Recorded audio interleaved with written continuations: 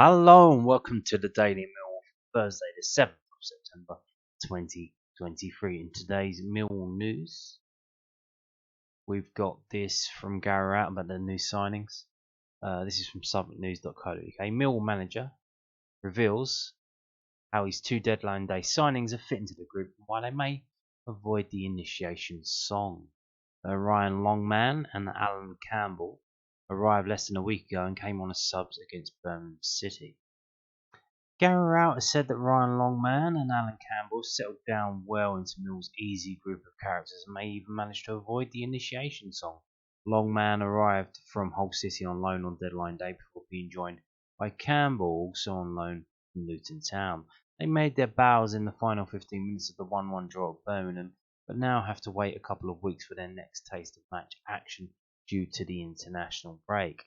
Asked how the pair have settled in and if they'll be forced to do the dreaded initiation song, Rowett told the News at Den. The lads usually do the initiation, but we haven't done that for a while for some reason. They've come in quick, they've come straight into the squad, straight into action, which I think always helps. It's always better to do that. It's not always easy to do that, but I think that helps as you're uncomfortable for a few days.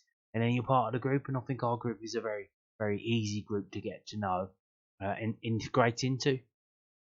Neither have gone on international duty. They'll get to know the lads that are here. They won't get to know everyone. In some ways, it would have been better to not have the international break, as those players can be fully immersed into the whole squad. But yeah, they'll have the chance to get to know some of the lads a bit better and find their feet training as well. Because again, we have to remember that both players, for different reasons, haven't played loads of minutes at this point in the season. So it will take them a bit of time to get them up to speed, get their levels up. So there you go. Moving on now to this story from South London Press, londonnewsonline.co.uk. Talking with or about the goalkeeper, Matija Sarkic. Former Liverpool, Barcelona and Villa keeper made big impression on Millwall goalkeeper. Millwall goalkeeper Matija Sarkic has spoken about how he learned plenty from working with Pepe Reina at Aston Villa. Reina played for Liverpool, Barcelona, Villarreal, Napoli and Lazio. He also had a spell on loan with Villa 2020 when Sarkic was also on the books of the Midlands club. Asked which goalkeepers he looked up to most, Sarkic told the South London Press, I would say one I learned from most was Pep Reina at Aston Villa, especially in terms of playing out from the back. He would play small-sided games, and it was like we had an extra man. Sarkic had kept 2 clean sheets for Millwall since arriving from Wolves at the start of August. Asked about his personal targets this season, the Montenegro international said, well, goalkeepers can only go off clean sheets and goals conceded, can't they? I want to keep as many clean sheets as I can, because ultimately that helps the team, and we're not losing. It means we'll get points on the board. I'd always thought 50% is very good promotion standard, but I don't want to look too far ahead. I don't look at other teams and how they're performing. Sarkic does not believe that one attribute is any more important than another for a stopper. Or every keeper's different, he said. They have the strengths and points where they're not as good. The most important thing is the mentality to always want to improve and better yourself. Because when you do have dips and you don't look back, try and fix those things in training or fine-tune tactically, physically, decision-making or positionally, then you're never going to really take the next steps. You have to be a student of the game. The more games you play, it becomes easier. Of course, Matija Sarkic, born Grimsby. Talking of Sarkic, worrying news, or lack of news, coming out from the game that Montenegro played today. They went to Lithuania, Vilnius, I presume, and played out a 2-2 draw with Lithuania. Matija Sarkic was nowhere to be seen. There are rumours around on the forums that he may be injured. I've been trying to find some concrete news on that, cannot find it. Yeah, he wasn't in goal, and he wasn't on the bench.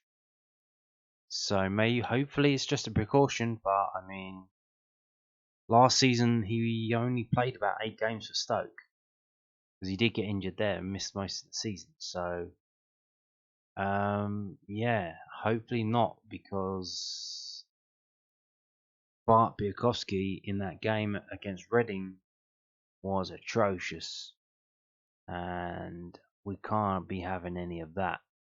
and you would like to think if he gets a chance, and he gets a few games under his belt, he'll be better than that. But I mean, he'll be better than that showing that he put in against Reading. But I mean,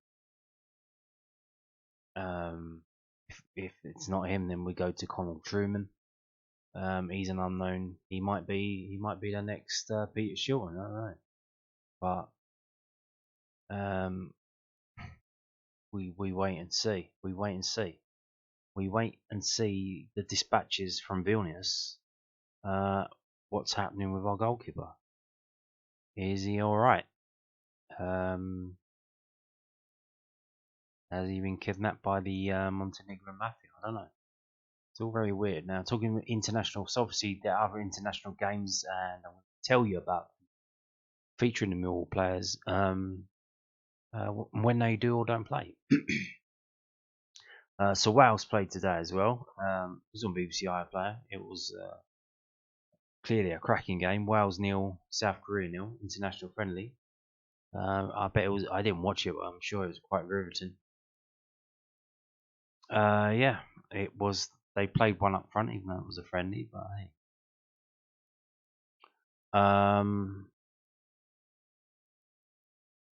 yeah, I'm not going to read the match report because, in terms of Millwall and this being a Millwall channel, there's not really any Millwall news. The only Millwall news is Tom Bradshaw did not start. Tom Bradshaw was on the bench, so he wasn't injured. He was fit enough to get on the bench, but he didn't come on. So he's number 19. And he wasn't any of those. They made 6 substitutions, and he wasn't one of them. So, hey ho, cracking on. So yeah. And you'd think if they were going to play him, they'll play him in this because they've got a qualifying game. Maybe he's that important to them. I don't know. I don't think so. I think he's seemingly like the third choice striker. So you would think if they were going to play him, they would play him in this game. Because the next up for them is like Latvia away, and that's literally a must-win game. If they don't win that, they're not qualifying for nothing. They ain't qualifying for nothing. Well, talking of that, well, the segues today are on fire. Talking of a team that ain't qualifying for nothing. Poor old Northern Ireland, they're off on their arse. They're out on their arse. Yeah, not good for them. Not good at all. 2 subs at half time. Clearly the manager not happy with what the fuck he's seeing, being 2-1 down, or maybe he just realised like they've got to go for it. Yeah, they lost 4-2 in Slovenia. Ljubljana, Stadion Stošice. George Saville played 90 minutes, got a rating of 6.2. But you look at the stats. Total shots 8-13. So Northern Ireland had more shots. They had more possession. They had better pass success percentage. They had 10 dribbles to Slovenia's 2. The aerials was even. They had 15 more tackles and they had an extra corner. And they dispossessed the opposition more than they did. So the only thing they're missing was someone to put the ball in the back of the net, which is Slovenia got 2 of those. They got Sesko and Spora, number 9, number 11, who got a 9.2 star man rating with 2 assists and 1 goal. And the other guy got 2 goals and he hit the bar. And he got an 8.9 rating. You look at the rest of the Slovenian team, all except for the goalkeeper, but yeah, Peacock Farrell, he doesn't instill any confidence in me. He's like a poor man's Jordan Pickford, and Jordan Pickford ain't the best. Peacock Farrell, I mean, if that's the best you can do, it's going to be a tough old time for you. Not only that, but Johnny Evans is still playing. He's like 35 years old. They've got a weird thing where they've got no middle players. They've got really old players and really young players, and there's no one in the middle. So yeah. So let's have a look and see what George Saville did. Played 90 minutes, obviously. Where are we? So ratings wise, how is he doing? Oh, 10th. Who got the 10th highest? He's got 6.15. Johnny Evans there scored a goal and scored an own goal. Happens a lot, doesn't it? When a player scores an own goal, then they go on to score. So 6.15 rating for Saville, 38 touches of the ball, 100% pass success percentage. Damn, I'm gonna guess that's off a low mark, so he didn't have a shot. So offensively, is this gonna load? It did not load. Let's try refreshing it and see if it will load. Will it load? Do. Wow, great. Cookies. Who wants a cookie? Do you want a cookie? What the fuck are we doing? We're clicking on this. I bet it still doesn't load after doing all that shit. Oh no, it does. So where are we in terms of George Savile number 9? What did he do? He got fouled 3 times and he had 1 unscheduled touch. We go back up and do. What did he do defensively then? He wasn't going forward. Was he being more defensive in that game? Finally, so the last 2 games, George Savile was doing a lot attacking wise for Millwall. And he goes away to Northern Ireland and he has to go back to his defensive role. So he had 2 tackles, he had 1 interception, 1 foul. How many passes did he have to get this 100%? 26, which isn't the most. You can see Northern Ireland literally just passing around their defenders. Johnny Evans, 63. Then the other central defender, Paddy McNair, 49. Craig Cathcart, 49. Coming on, and so they had an injury, I guess. Oh, Jesus. They brought him on the 20th minute and took him off on the 75th. So, poor old Northern Ireland. Bit of a basket case of a game. An own goal. A sub that comes on and then goes off. 35-year-old captain scoring a goal and scoring an own goal. Bit of a nightmare for them. But yeah, George Savile, 26 passes, 100% accuracy, 3 crosses, none of them accurate, 1 long ball, 1 accurate. So didn't seem to be doing much in the game there, George Savile. But what he did quite well, quite adequately. But yeah, Slovenia just had better strikers. They had players who could finish the ball, put it in the net, and they end up winning that game 4-2. So fair to play to Northern Ireland to actually scoring 2 goals, because they do struggle to score. So fair play for them to scoring 2, especially away from home. But 4-2, and it looked they're more or less out of it now. I think they're just playing for what are they playing for? Coefficient for rankings to get themselves up the ranking, to get themselves in a decent group. But there you go. So moving on to this. So that was it for the international lines. Moving on to this, another reminder. This is on Sunday. I'm not connected with this. I just think it's a good idea. Millwall FC History and Heritage Walking Tour, 25 years on the Isle of Dogs. So Victorian times, going back from 1885 to 1910.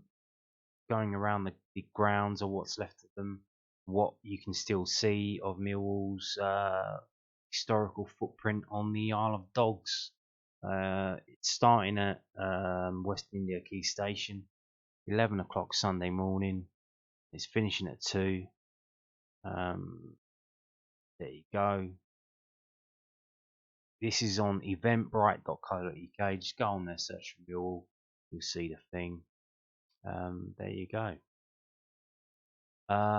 Moving on to this. I've got some good news and some bad news. Good news that the special program that Millwall did is sold out. Bad news is it's sold out. If you snoozed, you lose. It was a limited edition, and they weren't joking. It was a limited edition because it's sold out. It's gone. It's gone. I don't know if they'll be doing another run. I guess that kind of undermines the idea of a limited edition. But yeah, sold out. So that's it. 30 years at the Den. It's good to see. It's good to see. Probably the first program that sold out in many years, many years, which has probably contributed to the reason why they stopped doing it. But yeah, it's good to see a program selling out. Obviously, these souvenir editions, if they do this, it's hopefully I like to see them doing more of this type of thing. I don't know. I don't know about you, but if you look at the programs when we get to big finals, when we like the few finals we got to, you get a program and it's mostly full of adverts, right? And then it's mostly full of shit about the other team. I don't know if if it's allowed, if the league will allow it, but it would be nice if we got to a big game, a final, a playoff final, whatever, FA Cup semi-final, final, whatever. Again, if the club would do like a special program, like a special A4 size program for that, which is just Millwall focused, especially if it's like a cup final, like or cup semi-final about the run and something like that, it would be good. Because like I said, the other one, the official one, is just kind of shit. It's full of adverts and full of stuff about the other team. Give a fuck about that. But then you buy it because it's commemorating a special event. Then you're like, well, Millwall could do that. Millwall could make their own bread. I assume they can. Maybe it's against the league rules. I don't know, but would be good to do something like this going forward. Obviously, this is for 30 years at the Den. You're not going to get many of them. I don't know what else could you do it for. Maybe they could do one at the end of the season or at the start of the new season, talking about the season that's just gone, like a season-long program that just sums everything up with all like the results and the matches and how the under 18s got on, how the under 21s got on, and all that stuff and everything, all the big stories throughout the season, kind of like an annual, like a Beano annual or something, but in terms of Millwall Football Club, so that would be good. I suppose they could sell a few of them, but like I say, if the way it is now, the technology, they could put it up, say we're doing this thing, take all the pre-orders, and then as soon as they get the pre-orders, cut it off and just they could print exactly the amount that they need that they've sold. They don't have to like, we'll print 10,000, hopefully we'll sell them. It's like, get all the orders in, say that you're pre-ordering this, and we're going to start posting them out at this date, which it says here. They're going to be dispatched on Tuesday the 29th. So you get all the pre-orders in, and then you print off exactly how many you need, and send them all out. There's no wastage, there's no extra. You don't lose any money. Take the pre-orders, and then off you go. Start the printing presses. So yeah, if you didn't manage to get your hands on this, you missed it. It's gone. And on that note, I'm going. Thank you for watching, and goodbye.